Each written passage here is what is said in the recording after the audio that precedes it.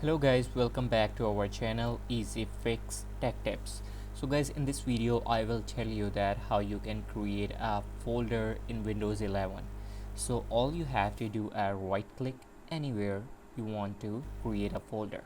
So for example, I will do a right click in front of you in the desktop, and then I will go to new, and then I will simply click folder. So you can see that a folder is appeared in front of you. Then you can type any name which you want to select. For example, I will type test 01. So guys, that's my folder test 01, and I can drag and drop it anywhere I want, and I can open it for you just to show you.